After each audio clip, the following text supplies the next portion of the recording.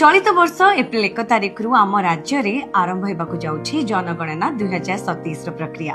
यह गणना संपूर्ण भाव डिजिटल करा प्रक्रिया को आहुरी सहज और सुविधा करने प्रथम थर सो गणनार निष्पत्ति नहीं आम सरकार। आपण निज घरे बसी सो गणना पोर्टल se.census.gov.in ने लॉगिन करी HLO संपर्कित समस्त तथ्य प्रदान करि परिबे।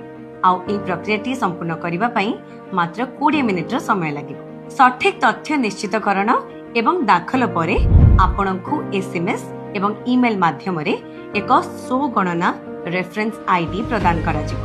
जेतेबेले आम राज्य रे एप्रिल 16 तारिख रु जनगणनार प्रथम पर्याय माने गृह गणना बा हाउस लिस्टिंग ऑपरेशंस आरंभ हेबो।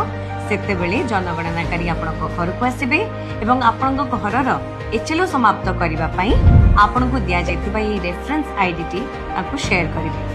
मने रखंतु आपणक तथ्य संपूर्ण भावे गोपनीय एवं सुरक्षित रहिबो।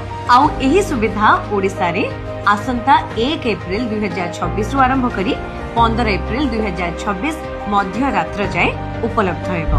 एहा केवल गणना नुहे, एहा हमर पारदर्शिता। सो गणना निजर तथ्य निजे भरंतु आउ जनगणना रे शामिल हुंतु। जनगणना रु जनकल्याण।